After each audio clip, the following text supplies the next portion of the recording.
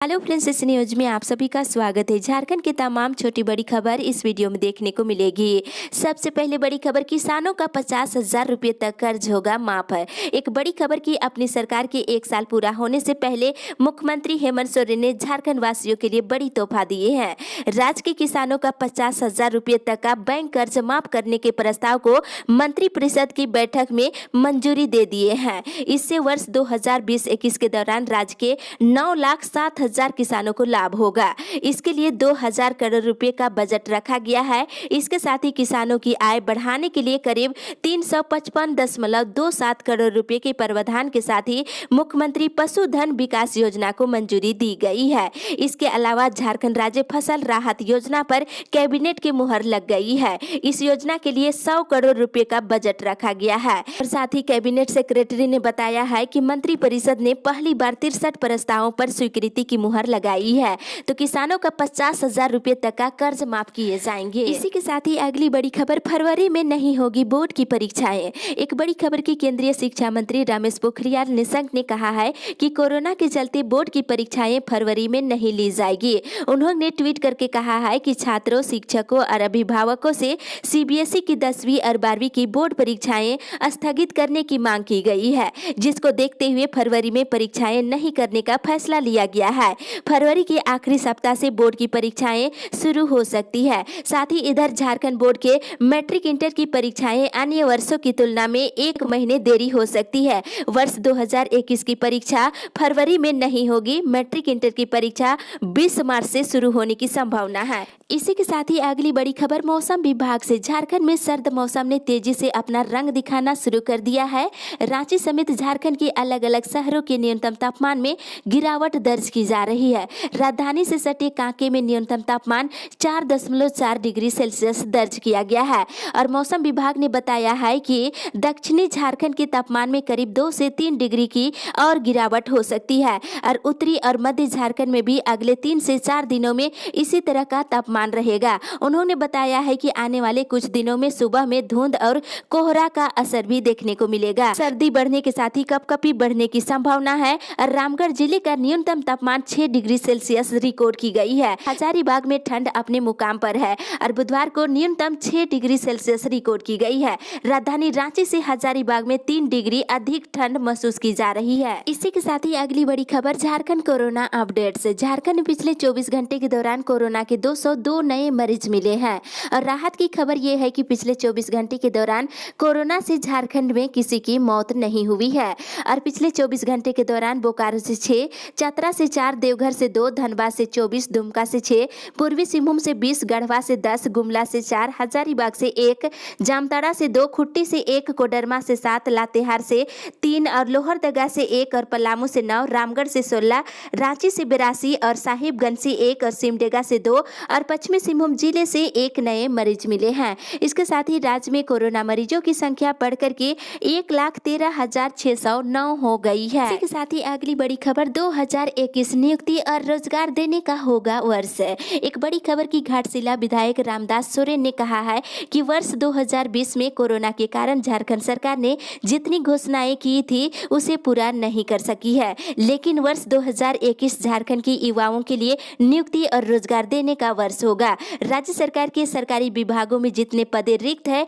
इन सभी पदों पर बहाली निकाली जाएगी। साथ ही उन्होंने कहा है कि अगले 4 साल के कार्यकाल में सरकार झारखंड का कायाकल्प करेगी और विकास के हर आयाम को पूरा की जाएगी। और साथ ही इधर तृणमूल कांग्रेस के जिला अध्यक्ष महेंद्र जमुआ ने कहा है कि राज्य सरकार को पहले नियोजन नीति को स्पष्ट करना चाहिए, उसके बाद नौकरी देने की बात कहनी चाहिए। उन्होंने कहा है कि मुख्यमंत्री अपने दुमका दौर पर 15,000 लोगों को रोजगार देने की बात कही है, जो कि बहुत बड़ी बात है। साथ ही इधर सरायकेला जिला नियोजनालय कार्यालय में बुधवार से 2 दिवसीय नियोजन कैंप शुरू की गई है। आज भी कैंप लगाया जाएगा, इच्छुक अभ्यर्थी इसमें जा सकते हैं। और साथ ही इधर मुसाबनी बगजाता यूरेनियम माइंस में कोऑर्डिनेशन कमेटी के द्वारा स्थानीय बेरोजगारों को नौकरी देने की मांग को लेकर के कल बैठक हुई थी। और कोऑर्डिनेशन कमेटी की ओर से 15 स्थानीय बेरोजगारों को नौकरी देने की मांग रखी गई थी, जिस पर प्रबंधन ने 6 स्थानीय बेरोजगारों को नौकरी देने पर सहमति जताई है। वे भी 6 महीने के बाद नौकरी देने पर सहमति बनी है। साथ ही इधर लॉकडाउन और कोरोना की वजह से उपजी परिस्थितियों के बाद पार्ट टाइम नौकरी के नाम पर ठगी करने वाला गिरोह राज्य भर में सक्रिय हो गए हैं। राज्य में शहरी के साथ साथ ग्रामीण क्षेत्रों में दीवारों पर पार्ट टाइम नौकरी या फिर घर बैठे 15 से 20 हजार तक कमाए जैसे पोस्टर चिपकाए जा रहे हैं। मोबाइल फोन पर भी ऐसे मैसेज भेज करके लोगों को ठगने की कोशिश की जा रही है। बताते चले कि ऐसे मैसेज अगर आपको मिलती है तो इसे इग्नोर कर दे। मिली जानकारी के अनुसार पार्ट टाइम की नौकरी दिलाने की झांसा देकर के आम लोगों की निजी डाटा चुराया जा रहा है। इसी के साथ ही अगली बड़ी खबर, अगले हफ्ते ऑक्सफोर्ड के टीके को मिल सकती है मंजूरी। एक बड़ी राहत की खबर की देश में कोरोना वैक्सीन का इंतजार अब खत्म होने वाला है। आने वाले एक सप्ताह के अंदर ऑक्सफोर्ड और एस्ट्राजेनेका की वैक्सीन को भारत में इमरजेंसी इस्तेमाल के लिए मंजूरी मिल सकती है। दो वैक्सीन निर्माता कंपनियों सीरम इंस्टीट्यूट ऑफ इंडिया और फाइजर ने भारत में अपनी वैक्सीन के इमरजेंसी इस्तेमाल की मंजूरी के लिए central drugs standard control organisation को आवेदन भेजा है। इस पर मंजूरी के लिए विचार चल रही है। साथ ही बताते चले कि भारत ने अभी तक किसी भी कंपनी के साथ वैक्सीन खरीदने को लेकर के डील पर हस्ताक्षर नहीं किया है। इसी के साथ ही अगली बड़ी खबर, जनवरी में शुरू होगी विश्वविद्यालय शिक्षकों की नियुक्ति प्रक्रिया। एक बड़ी खबर की राज्य के विश्वविद्यालयों में शिक्षकों के पदे रिक्त है। इन सभी पदों पर नियुक्ति प्रक्रिया जनवरी से शुरू होगी। राज्य के विश्वविद्यालय में शिक्षकों के 566 बैकलॉग रिक्त पद पर नियुक्ति के बाद अब 1232 रिक्त पदों पर नियमित नियुक्ति की प्रक्रिया झारखंड लोक सेवा आयोग के द्वारा शुरू की जा रही है। आयोग के द्वारा पहले मंगाए गए आवेदन के आधार पर 552 असिस्टेंट प्रोफेसर के रिक्त पदों के लिए इंटरव्यू के साथ ही साथ 680 नए रिक्त पदों पर भी जनवरी 2021 में नियमित नियुक्ति से संबंधित विज्ञापन जारी किए जाने की संभावना है। इसी के साथ ही अगली बड़ी खबर, कैबिनेट की बैठक में कई महत्वपूर्ण फैसले। एक बड़ी खबर की कल हुई कैबिनेट की बैठक में कई महत्वपूर्ण फैसले लिए गए हैं, जिसमें बताते चले कि कैबिनेट ने प्रधानमंत्री आवास योजना के तहत लाइट हाउस योजना को स्वीकृति दे दी गई है और इस योजना के तहत राज्य में 108 आवासों का निर्माण कराया जाएगा। और बैठक में राज्य सरकार को होटल अशोक का 98.21% शेयर खरीदने की अनुमति दी गई है और साथ ही इस बैठक में धुनिया को पिछड़ी जाति में शामिल करने का फैसला लिया गया है और राज्य प्रशासनिक सेवा संवर्ग का पद 1517 के बदले 1460 करने पर निर्णय बनी है और इस संवर्ग के लिए 39 नए पद सृजित किए गए हैं और वहीं 96 पद को समाप्त कर दिया गया है। और साथ ही इधर किसानों को लाभ दिलाने के लिए बृहद और माध्यम सिंचाई योजनाओं के लिए डैम सेफ्टी रिव्यू पैनल की गठन की स्वीकृति दी गई है और साथ ही MVI नियुक्ति और प्रोन्नति नियमावली 2020 को मंजूरी दी गई है। और साथ ही इधर जमशेदपुर शराब कांड में मृतकों के आश्रितों को मिली नौकरी पर घटनोत्तर स्वीकृति दी गई है और औद्योगिक प्रशिक्षण सेवा संवर्ग नियुक्ति प्रोन्नति नियमावली को मंजूरी दी गई है और 21 ग्रामीण पेयजल आपूर्ति योजनाओं के लिए नाबार्ड से 199.26 करोड़ कर्ज लिए जाएंगे। साथ ही कैश वैन परिचालन को लेकर के निजी सुरक्षा नियमावली को मंजूरी दी गई है और क्षेत्रीय अभिलेखगार को राज्य अभिलेखगार बनाने का फैसला लिया गया है। वाटर टैक्स और वाटर कनेक्शन रूल 2020 को भी मंजूरी दी गई है। ऐसे कई बड़े फैसले लिए गए हैं। इसी के साथ ही अगली बड़ी खबर, होमगार्ड अभ्यर्थियों का धरना जारी। होमगार्ड अभ्यर्थी अपने प्रशिक्षण की मांग को लेकर 16 दिसंबर से धरने पर है। बुधवार को 8वां दिन था और अभ्यर्थियों ने कहा है कि 8 दिन बीत चुके हैं लेकिन सुनने को कोई नहीं आए हैं। हम सरकार से जानना चाहते हैं कि हमारी गलती क्या है, लेकिन सरकार का कोई भी अधिकारी अभी तक सुध लेने नहीं पहुंचे हैं, जबकि धारा 144 लागू कर हटाने का प्रयास की जा रही है। धरने पर बैठे अभ्यर्थियों ने कहा है कि मांगे पूरी नहीं होने तक धरना इसी तरह से जारी रहेगा। इसी के साथ ही अगली बड़ी खबर, स्वास्थ्य मंत्री से कोचिंग संस्थान खोलने की मांग।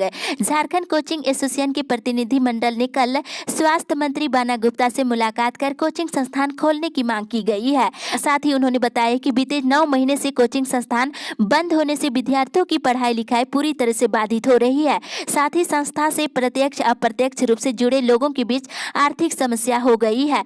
कई कोचिंग संस्थान तो बंद होने के कगार पर है। एसोसिएशन ने राज्य सरकार से कोचिंग संस्थानों को पुनः खोलने पर विचार करने की मांग किया है। इसी के साथ ही अगली बड़ी खबर, मजदूरों को एरियर नहीं तो होगा आंदोलन। CCL के PR से TR में पदोन्नत हुए मजदूरों के बकाया एरियर भुगतान करने की मांग को लेकर बुधवार को बैठक किया गया है। साथ ही इसमें बताया गया है कि PR से TR में हुए मजदूरों की मांग है कि वर्ष 2002 से लेकर 2017 तक का बकाया राशि एरियर के रूप में भुगतान किया जाए। इसको लेकर के अगर समय पर अगर मांगे पूरी नहीं की जाती है तो आंदोलन किया जाएगा। साथ ही इधर सेवानिवृत्त कर्मचारियों ने 5 सूत्री मांगों को लेकर नगर सेवा के समक्ष बुधवार को धरना दिया है। राष्ट्रवादी इस्पात मजदूर संघ के बैनर तले सेवानिवृत्त कर्मी अपनी समस्याओं का निष्पादन को लेकर शांतिपूर्ण आंदोलन करते हुए नगर सेवा के महाप्रबंधक के माध्यम से BSL के निदेशक प्रभारी को 5 सूत्री मांग पत्र सौंपा है। इसी के साथ ही अगली बड़ी खबर, पंचायतों में संविदा पर काम करने वालों की नौकरी पर मिला आश्वासन। लोहरदगा जिले के राजनीतिक कार्यकर्ता आलोक कुमार साहू ने बताया है कि राज्य के ग्रामीण विकास मंत्री आलमगीर आलम ने पंचायतों में संविदा पर काम करने वाली JE और कंप्यूटर ऑपरेटर को भरोसा दिलाया है कि उनके मांगों पर सरकार समुचित निर्णय लेगी, उनके हितों में ही फैसला लिया जाएगा। आपको जानकारी होगा कि 21 दिसंबर से पंचायतों में कार्य करने वाले JE और कंप्यूटर ऑपरेटर लोहरदगा जिले में हड़ताल पर चले गए हैं। और साथ ही बताते चले कि इधर केंद्र सरकार ने 15वें वित्त आयोग में इस लेखा लिपिक और कंप्यूटर ऑपरेटर के मानदेय का भुगतान को लेकर प्रशासनिक मद में राशि की व्यवस्था नहीं की गई है, जिसके बाद से आंदोलन शुरू हो गई है। इसी के साथ ही अगली बड़ी खबर, पढ़ाई के लिए गरीब बच्चों को स्मार्टफोन देने की सिफारिश। एक बड़ी खबर की कोरोना महामारी से शिक्षण कार्य प्रभावित हुआ है और संसाधनों की कमी से जूझ रहे गरीब बच्चों की शिक्षा पूरी तरह से प्रभावित हुई है। संसदीय समिति ने इस बात को स्वीकार किया है और सरकार को सौंपी अपनी रिपोर्ट में सिफारिश की है कि गरीब बच्चों को ऑनलाइन शिक्षा के लिए डेटा सुविधा सहित स्मार्टफोन उपलब्ध देने की मांग किए हैं। और गृह मंत्रालय से संबंध संसदीय समिति ने हाल ही में कोरोना महामारी और इसके प्रबंधन को लेकर अपनी विस्तृत रिपोर्ट राज्यसभा के सभापति को सौंप दिए हैं। इसी के साथ ही अगली बड़ी खबर, राज्य के सरकारी स्कूलों में दिसंबर महीने की अवकाश रद्द है।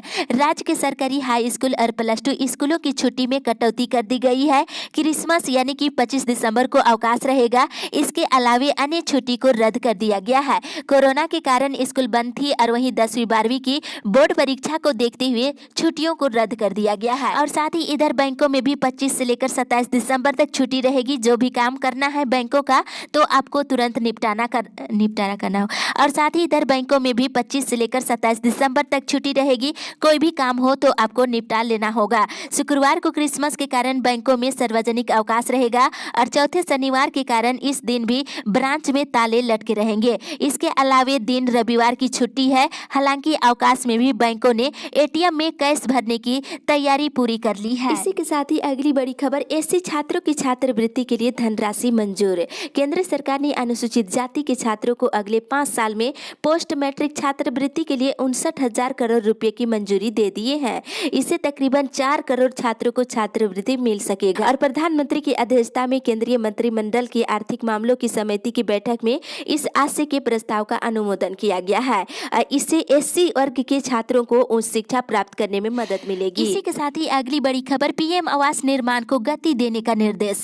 गढ़वा जिले के रंका प्रखंड के प्रधानमंत्री आवास योजना ग्रामीण के नए प्रखंड समन्वय पवन कुमार ने पदभार संभाला और पदभार ग्रहण करने के बाद उन्होंने प्रखंड के सभी पंचायतों के स्वयं सेवकों के साथ समीक्षा बैठक की है और 2020 से 21 का रजिस्ट्रेशन बाबा साहेब भीमराव अंबेडकर आवास और आवास निर्माण में कार्यरत स्वयं सेवकों की समस्याओं का निराकरण और योग्य लाभुकों का जियो टैग करने के साथ ही आवास निर्माण में गति लाने का निर्देश दिया है। इसी के साथ ही अगली बड़ी खबर, नए साल का तोहफा 1 से चलेगी LAP एक्सप्रेस।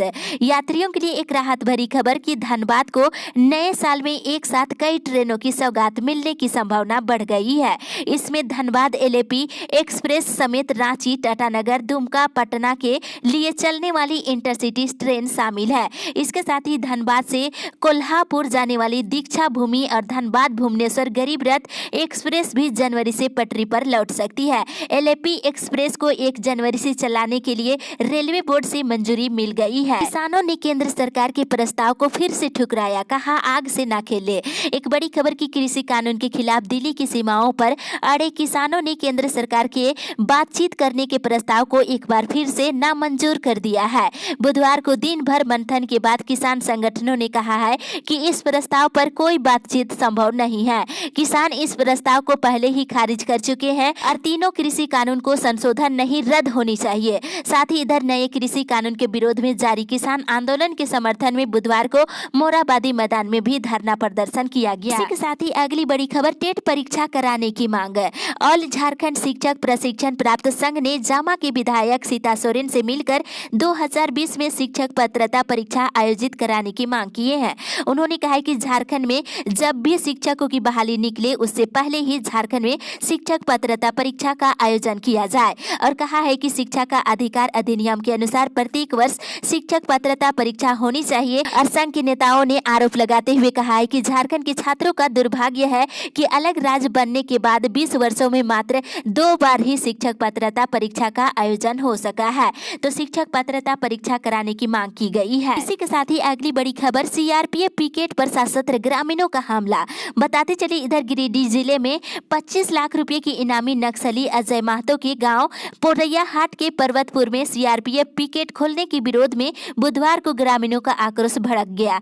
हजारों सशस्त्र ग्रामीणों ने बुधवार की शाम प्रदर्शन कर जोरदार जुलूस निकाला और इस दौरान भड़के ग्रामीणों ने सुरक्षा घेरा तोड़ पोरैया हाट उत्क्रमिक मध्य विद्यालय में बने सीआरपीएफ पिकेट पर हमला कर दिए। इस अपडेट में बस इतना ही। आगे की खबर के लिए आप हमारे साथ बने रहे।